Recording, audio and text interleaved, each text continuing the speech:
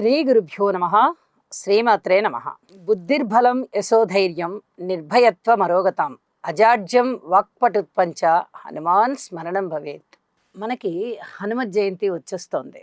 ప్రతి సంవత్సరము వైశాఖ బహుళ దశమి రోజున హనుమంతుని యొక్క జన్మదినాన్ని మనము అత్యధికమైనటువంటి భక్తి శ్రద్ధలతో చేసుకుంటూ ఉంటాం. అసలు ఈ హనుమ ఎవరు? మనకి సుందరకాండ రామాయణంలో ప్రామాణికంగా చాలా అద్భుతంగా సుందరుడైనటువంటి వానరాన్ని, సుందరమైనటువంటి లంకని, సుందరమైనటువంటి సీతాదేవిని, అద్భుత అందచందాలు కలిగినటువంటి ఈ మూడు విషయాలని కూడా సుందరకాండ అనే పేరుతో చక్కగా ఆదికవి వాల్మీకి మనకి వర్ణించి ఇచ్చారు. సుగ్రీవుని యొక్క మంత్రిగా హనుమ మనకి పరిచయం అవుతారు కిష్కింధకాండలో. ఇక అక్కడ దగ్గర నుంచి హనుమ రామాయణాన్ని ఒక మలుపు తిప్పారు అని చెప్పచ్చు. హనుమ యొక్క ప్రవేశంతోనే ఒక కొత్త ఉత్సాహాన్ని సంతరించుకుంటుంది. రామాయణమే కాదు, మన యొక్క మనసు కూడా. రామాయణం చదువుతూ ఉన్నప్పుడు అనిర్వచనీయమైన ఆనందానికి లోనవుతాము. అలాగే హనుమ వచ్చినప్పుడల్లా అద్భుతమైనటువంటి జీవం, మనిషి బ్రతకడానికి జీవం ఎంత ప్రధానమో హనుమ జీవం పోసి బ్రతికించారు. చాలా అద్భుతమైనదండి రామాయణంలో శ్రీరామ పాత్ర. కానీ మనము పాత్ర అనుకోవడానికి ఇక్కడ ఒక ఉదాహరణగా అనుకోవాలి కాబట్టి అనుకుంటున్నాము.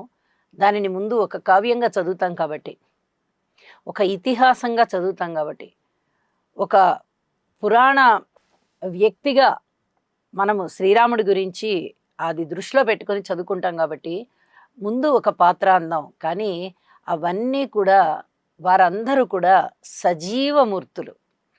రాముడు కానీ, సీత కానీ, కౌసల్య కానీ, దశరథ మహారాజు గారు కానీ, లక్ష్మణుడు కానీ, అలాగే హనుమ కానీ, సుగ్రీవుడు కానీ, వీళ్ళందరూ కూడా చాలా సజీవమైనటువంటి మూర్తులు. వాళ్ళందరూ యుగ యుగాలకి చెక్కు చెదరకుండా వారి యొక్క వ్యక్తిత్వాలు, వారి యొక్క కథలు ఇప్పటికీ కూడా మనం చదువుకొని తరిస్తున్నాము అంటే అది అసలు మాటలైన విషయం కాదండి.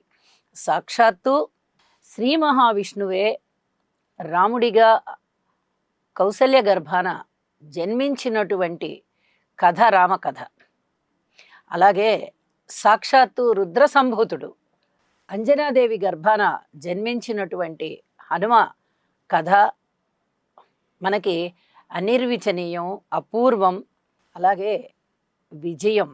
హనుమ మనకి కనిపించిన ప్రతి చోట రామాయణంలో ఆయన ప్రాణం పోతున్న వారికి ప్రాణం పోశాడు. సీతాదేవికి అత్యంత కష్టకాలం వచ్చింది. రామలక్ష్మణులు సీత కనబడట్లేదు, సీతని ఎవరో అపహరించారు అని వెతుక్కుంటూ అన్ని దిక్కులకి కూడా మొరపెట్టుకుంటూ అరణ్యం అంతా వెతుకుతూ వాళ్ళు తిరుగుతూ కిష్కింధకి వచ్చేటప్పటికి ఇక అప్పటికి ప్రాణాలు అలిసిపోయి ఉన్నాయి వారికి. ఇంకా సీత కనబడట్లేదు, సీత జాడ తెలియట్లేదు అని చెప్పి చాలా బాధపడుతున్నటువంటి రామలక్ష్మణులకి హనుమ యొక్క ప్రవేశంతో ఒక నూతనోత్సాహం వచ్చింది. సుగ్రీవుని యొక్క మైత్రితో ఒక నూతనోత్సాహం వచ్చింది. సుగ్రీవుడు ఒక ప్రమాణం చేశాడు, నేను సీతని వెదకటానికి నా యొక్క పరివారాన్ని అంతా కూడా ఉపయోగిస్తాను అని. అందులో ముఖ్యమైనటువంటి హనుమకి దక్షిణ దిక్కుకి వెళ్ళి లంకలో ఉంటుందేమో సీతమ్మ, అక్కడక్కడ మనకి తెలుస్తూ ఉన్నటువంటి సమాచారం ఆధారంగా మనము రావణాసురుడే అపహరించాడు అని అనుకుంటున్నాము. కాబట్టి ఈ రావణ లంకని నువ్వు ప్రవేశించి సీతమ్మ వారి జాడ కనుక్కురమ్మని చాలా పెద్దదైనటువంటి బృహత్ కార్యం అంటాం కదా, అలాంటి బృహత్ కార్యాన్ని హనుమ మీద పెట్టారు. హనుమంతుడు ఎన్నో కష్ట నష్టాలకి ఓర్చి, మనందరికీ తెలుసు సుందరకాండ, రామాయణంలో సుందరకాండలో ఎంత ఆయన కష్టపడి లంక దాటాడు. ఆయన నిజానికి అవలీలగా దాటాడు. కానీ అక్కడ ఎదురైన సంఘటనలని ఎంత సమయస్ఫూర్తితో ఆయన ఢీకొన్నాడు. ఇవన్నీ కూడా మనకి తెలిసిన విషయాలే. అయితే మరొకసారి ఎందుకు తెలియజెప్పుకుంటున్నాము? హనుమని తలచిన, పూజించిన, పేరు స్మరించుకున్న, హనుమ అని రాసుకున్న, హనుమ అని పేరు పెట్టుకొని పిలుచుకున్న పిల్లలకి కానీ అలా పేర్లు పెట్టుకొని పిలుచుకున్న వారికి అసలు ఇక భయమే లేదు. ఆ హనుమ పేరుని ఏ విధంగా స్మరించినా కూడా చాలా అద్భుతమైనటువంటి విజయాలు వీరిని వరిస్తాయి. అసలు ఆ పేరుకే ఉన్నటువంటి గొప్ప మహత్యం అది. ఇక్కడ రామచంద్రులకి ఒక విధంగా నూతనోత్సాహాన్ని ఇచ్చాడు హనుమ. సీతమ్మని వెదుక్కుని రాగల సత్తా హనుమకే ఉన్నది అని గ్రహించినటువంటి రాముడు అంగుళీయకాన్ని ఇచ్చి పంపించాడు. సీతమ్మ వారి జాడ తెలుసుకో, ఈ అంగుళీయకాన్ని ఇవ్వు నా గుర్తుగా అని చెప్పి అంగుళీయకాన్ని ఇచ్చాడు. అంటే ఎంత నమ్మకం ఉంటే ఇస్తారండి. అలాగే దుర్భేద్యమైనటువంటి లంకలో ప్రవేశించి హనుమ సీతమ్మ వారి జాడ కనుగొని సీతమ్మని తిరిగి నువ్వు ఏదైనా ఆనవాళ్ళు ఇవ్వమ్మా, స్వామికి ఇస్తాను అని చెప్పి తన దగ్గరున్న అంగుళీయకాన్ని ఇచ్చి అమ్మవారి దగ్గరున్న చూడామణిని తీసుకుని లంక నుంచి మళ్ళీ తిరుగు ప్రయాణమయ్యి శ్రీరాముడికి ఇస్తాడు. అమ్మవారి కుశలవార్తని చెప్తాడు. ఎప్పుడైతే లంకలో అమ్మవారికి శ్రీరాముని యొక్క అంగుళీయకాన్ని ఇచ్చి రామకథ వినిపించి తాను సుగ్రీవుని యొక్క మంత్రిని, రాముని యొక్క దూతని అని చెప్తాడో అమ్మవారికి కూడా ప్రాణం లేచొచ్చినంత పని అవుతుంది. మరి అప్పటి వరకు కేవలము రామనామమే పానముగా భుజిస్తూ ఆమె తన యొక్క ప్రాణాలని నిలుపుకుంటోంది. అలాంటి సీతమ్మ తల్లికి మళ్ళీ తిరిగి జీవం ఇచ్చినట్టయింది. నా రాముడి దగ్గర నుంచి ఒక దూత వచ్చారు, 2 నెలల లోపల మళ్ళీ నన్ను తీసుకొని వెళ్తారు, ఈ రావణాసురుణ్ణి జయిస్తాడు అనేటటువంటి నమ్మకం ఆవిడలో చాలా ఎక్కువయ్యి చాలా సంతృప్తిగా చూడమణినిచ్చి ఆవిడ పంపిస్తుంది హనుమకి. ఆ విధంగా సీతమ్మ వారికి కూడా మళ్ళీ జీవాన్ని ఇచ్చాడు అనే చెప్పాలి. ఉత్సాహపరిచాడు. మళ్ళీ నూతనంగా ఒక ఆశని చిగురింపజేశాడు. అప్పటి వరకు డస్సిపోయింది ఆమె.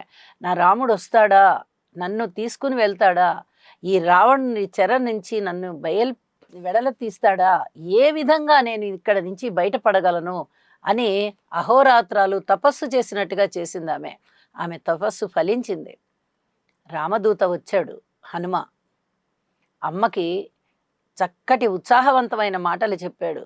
ఆ రామనామ శబ్దం వినంగానే అమ్మకి ప్రాణాలు లేచొచ్చినట్టుగా అయ్యాయే.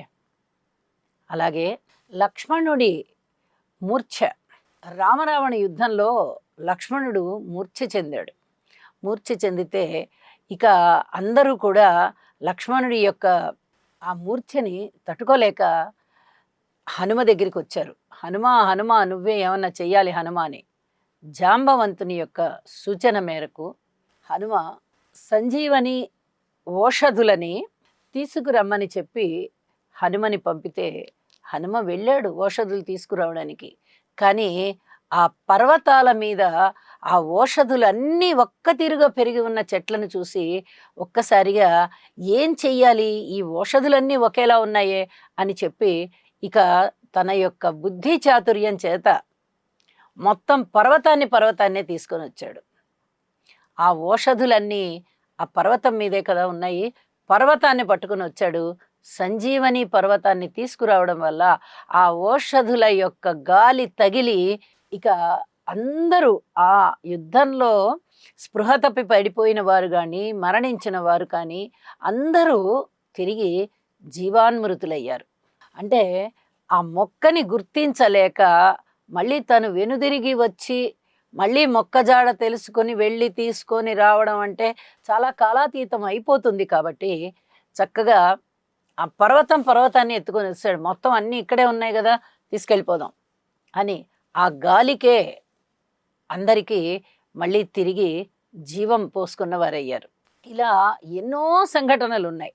బుద్ధి కావాలన్నా, బుద్ధి బలం పెరగాలన్నా, యశస్సు కావాలన్నా అంటే కీర్తి, ధైర్యం కావాలన్నా, మనిషికి ఉన్నటువంటి జాడ్యం పోవాలన్నా, మూర్ఖ ప్రవర్తనలు పోవాలన్నా, చక్కటి స్ఫురణ కలగాలన్నా, దైవభక్తి పెరగాలన్నా హనుమని ఒక్క నమస్కారం చేసినా చాలు. ఆయన విద్యలిస్తాడు, ధైర్యాన్ని ఇస్తాడు, జ్ఞానాన్ని ఇస్తాడు, బలాన్ని ఇస్తాడు.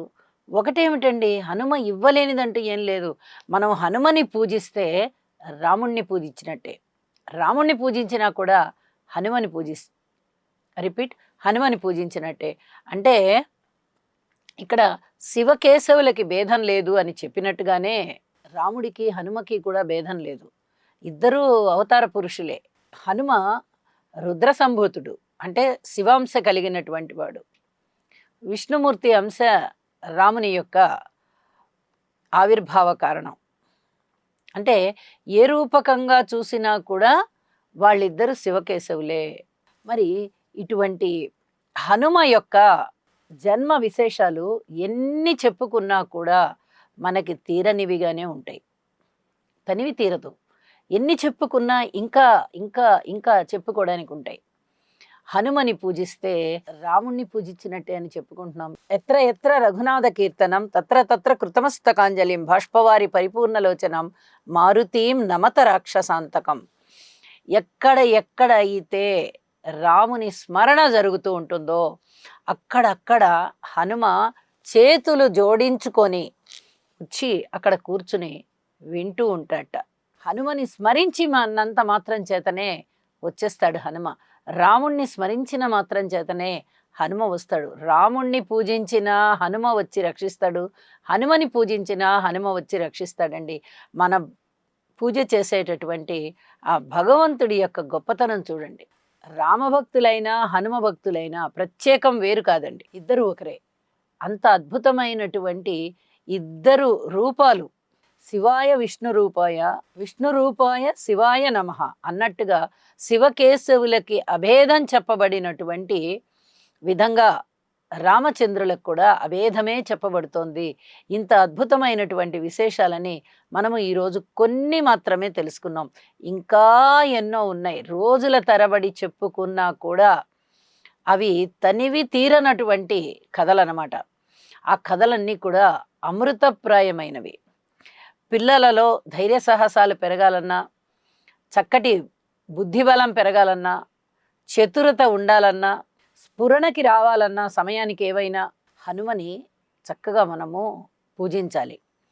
చిన్న పిల్లలలో దైవాన్ని పూజించాలి అనేటటువంటి లక్షణాన్ని గనక మనము చక్కగా శ్రద్ధగా వారికి చిన్నప్పటి దగ్గర నుంచే హనుమని స్మరించడం అనేటటువంటిది అలవాటు చేసినట్టయితే అద్భుతమైనటువంటి సమయస్ఫూర్తితో ఉంటారు వాళ్ళు.